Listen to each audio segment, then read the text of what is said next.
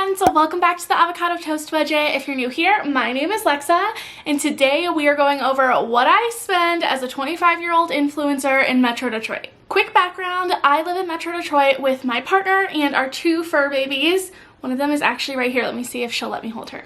Say hi, this is Dory. Say hi, Dory. Hi, sweetheart. This is Dory, and then Oliver is eating. Now, I am a personal finance content creator, so I do advocate for budgeting, but I also advocate for spending money on things that matter to you. And since I talk all about budgeting here, I thought that it would be important for me to be very transparent with you all and show you what I typically spend in a month, especially now that I work for myself full-time doing YouTube, TikTok, and Instagram. So we are going to take a look at my budget and look at my income and what I spent last month in June as an influencer. So get yourself some iced coffee and let's go ahead and get into it.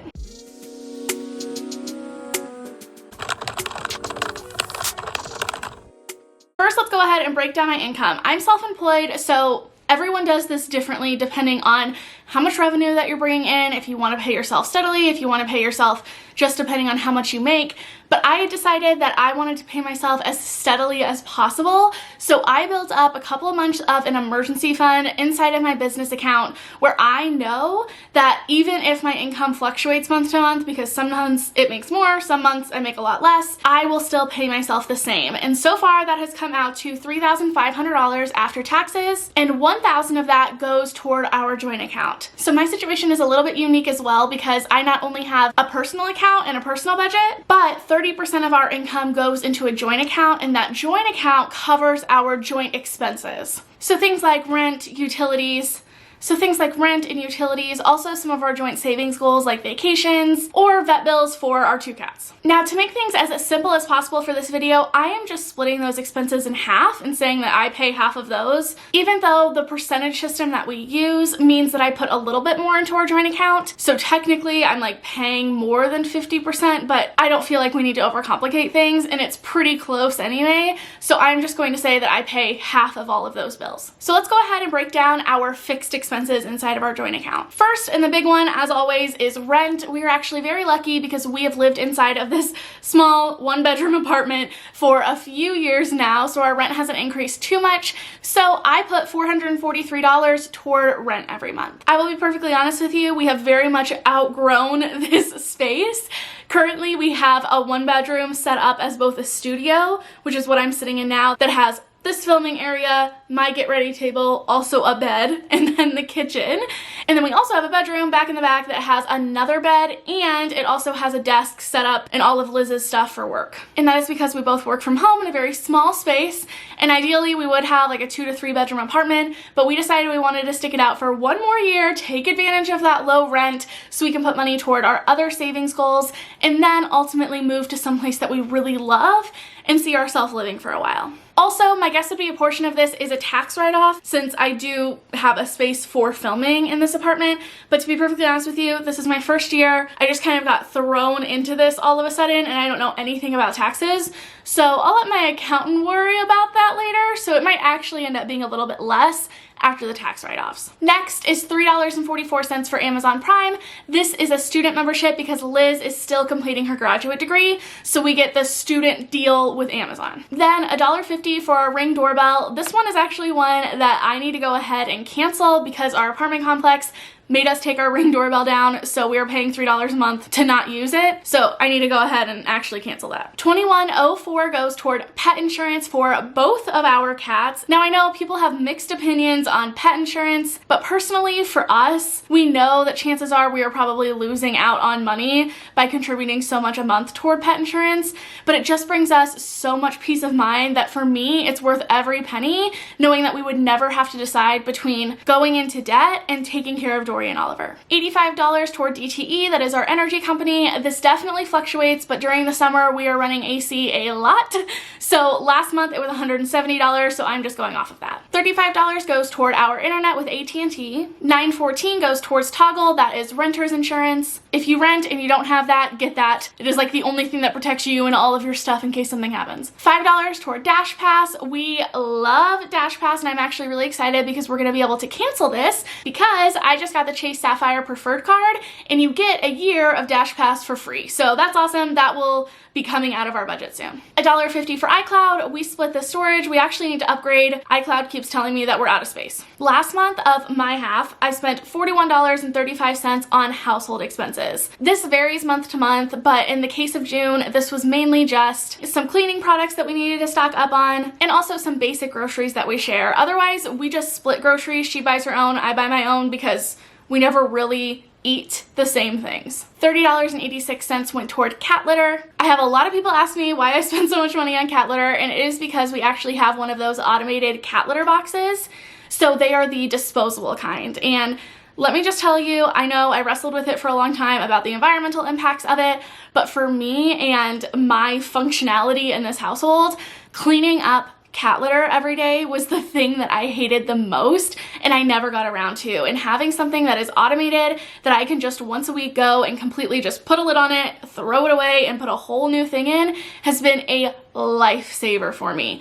Worth every single penny. It has helped the function of this apartment so much. Our joint account spent $51.98 on eating out, $33.54 on our whoops category, which is mainly just forgotten about memberships and overspending. $34 on CBD gummies. We stock up on a big thing of them about once every 3 months. So last month we went ahead and had to stock up on some more. And then $50 on Mint Mobile. We actually went ahead and switched from T-Mobile to Mint, and you have to pay like at least 3 months in ahead of time, so that is half of both of ours for 3 months. That is it for my half of the spending in our joint account. Let's move over to my personal account spending. One of the first things that I did is actually transferred $1,500 into my Roth IRA. My goal this year is to max out my Roth IRA, which averages out to about $500 a month. This averages out to about $500 a month. However, since I did quit my job back in April, I wanted to focus on building up a hefty emergency fund since I knew that my income could fluctuate a lot. Because of that, I went ahead and put some of those bigger investing goals on hold. And now that I'm good and I have that all built up, I went ahead and just backtracked for the last 3 months and made a bigger deposit of $1,500. Now onto my personal fixed expenses. I spent $16.54 on Adderall, best $16 I spend a month. I was recently diagnosed with ADHD. To be perfectly honest with you, me and everyone else in my life have known that I've had it since a kid, but by the time that I grew up to be an adult, I just never went to go get tested, and it wasn't accessible when I finally wanted to. So now that I have a diagnosis, I can finally be medicated, and it has changed my life. If you have ADHD and you struggle with budgeting, I did post a video that I'll pop up right here all about budgeting and saving money when you have ADHD and my biggest tips that I have learned. I'll link that up here and also in the description box down below. $27.04 went toward my iPhone payment. I had enough money set aside to pay for my iPhone in full when mine broke. However, I love the payment plan that Apple offers. There's no interest on it at all. So for me, I might as well just break it up into little payments and I can put that money towards something else. So that is what I have done. I also still have a technology emergency fund just in case something were to happen to my phone if it broke and I still had to pay those payments but had to get a new one. My final fixed expense was $216.38 toward Progressive. That is my car insurance. If you're wondering, oh my god, why is it so expensive?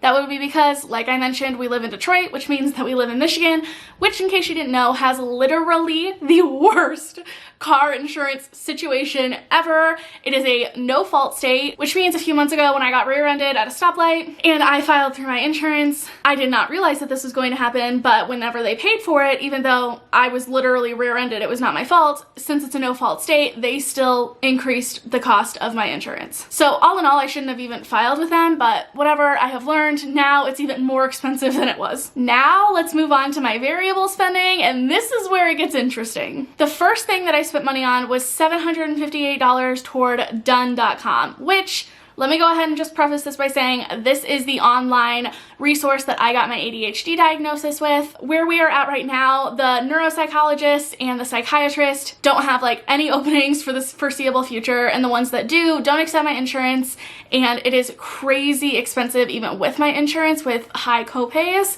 to go and get a diagnosis in person. So instead, I opted to do it online. They are all still psychologists and psychiatrists who can diagnose and prescribe medications, but there is a monthly fee. But for me, that monthly fee is less expensive than if I were going to get a diagnosis in person with my current insurance. So I opted to pay for that. I didn't realize that they had an annual option that saves you a lot of money. So last minute, I went ahead and opted for that before they renewed my month again. So I will be spending $758 a year, but it just so happened to to be that this last month, that huge amount was due. Another big expense that does not come around monthly, but that I spent a lot of money on in June, was $753.10 at the casino. So fun fact, my 24th birthday and the day that I graduated with my master's degree all fell on the same day, which also happened to be the same day in 2020. My birthday is March 14th. We had plans that weekend to go to the casino to celebrate my birthday and graduating, and last minute we were literally all packed getting ready to go.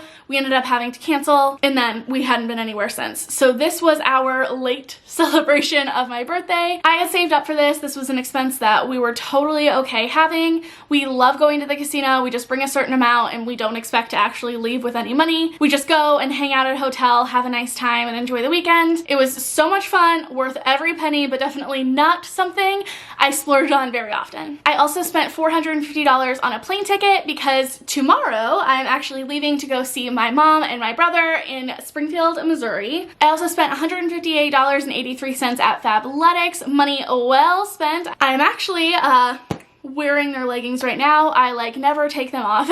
I bought a few pairs of leggings and also some sports bras. I absolutely love them. They are my favorite. They are the only ones that are not see-through and don't chafe easily and start to pill on the inside of my thighs. They were having a 70% off Memorial Day sale and it was absolutely worth it. $124.17 went toward groceries. Like I mentioned before, we separate this expense. I pay for my own groceries, Liz pays for her own groceries, except for like a few times that we just go ahead and buy the same like basic items, because rarely do we A, ever actually eat together, or B, eat the same things. And if we are, we're usually just eating out and it's like a special time, so that expense we just use for our eating out fund in our joint account. It's kind of weird. I always get questions about it, but for us, this is just what works. I also spent $97 at Fantastic Sam's. That was for my hair appointment. I actually hadn't been in a while. It was definitely in need of a cut, and I absolutely adore my hairdresser. So I think that the actual bill was $57, but I always try to tip her like as much as possible because she is really amazing. So again, worth every penny. I actually talked about here in this video things that I splurge on while I am still a budgeter and trying to get out of debt. And one of those things is getting my hair done professionally, because I have found that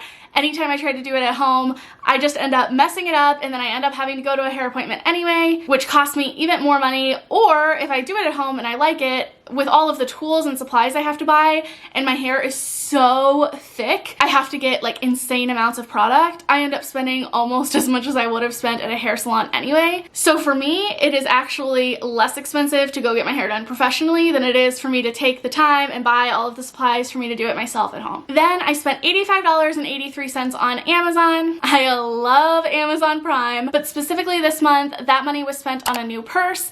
I also got some of those like travel square organizers since I am flying to go visit my mom. I also had to purchase some of these reinforcements for this hanging shelf. Like I had mentioned in a past video, Oliver uses these shelves as stepping stones to get to the very top at night when we're sleeping, and they started to come off the wall. So I had to get some things to reinforce that. I also got a new pair of bobs because mine were very well loved and worn out. $45 went toward butterfly earrings for my mom. If you follow me on Instagram, I talked about on my Instagram stories that I was so excited because the Midwest Witch on Instagram, I follow her, she makes like the cutest resin flower earrings and jewelry. She actually posted a picture that she had found a butterfly dropping, and she made the wings into earrings, and my mom raises monarchs and butterflies to try to help fight against their extinction because they're actually like going extinct really quickly. She is a butterfly goddess, as I pointed out, so I was so excited. I bought those earrings from her and I sent them to my mom. So again, $45 very well spent. $36.50 went toward Kroger, which was also groceries. $22.48 on Speedway, so that was just like random drinks and snacks, mainly for Liz. $5 toward my CVS Care Pass. I love this because you get $10 in extra care bucks every month for paying $5 plus like some extra perks. And for me, I shop at CVS all of the time, so it's well worth investing $5 to get $10 worth of stuff for free. Then I spent $17.85 at Chipotle and $58.75 toward DoorDash, which actually is pretty good. for us considering how much we normally spend on DoorDash. So breaking all of that down, I spent $846.35 toward our joint account fixed expenses, $1,500 for that transfer into my Roth IRA, $259.96 was toward my own personal fixed expenses, and then I was adding up all the variable expenses. All of my variable spending added up to $2,612.62 for a grand total of $5,219.23. Now, as I mentioned, this was a bigger spending month for me because some things have opened up, so we went ahead and went to the casino. I've just been like out and about a little bit more often. I also had that done annual fee, the trip to the casino, the plane ticket, and that Roth contribution that are expenses that I don't normally have on a month-to-month basis. So actually almost $3,500 of that was some of that like more unusual spending, and my standard kind of normal-ish month-to-month spending comes out to be around $1,800, which feels a little bit more usual for me. Because generally I give myself about $1,000 a month in just variable extra spending on top of my fixed expenses, and then our joint account is usually just separate for me. So I hope that this was interesting and you enjoyed. If you did, please remember to give it a big thumbs up. It really helps out the YouTube algorithm, helps boost this video to the top.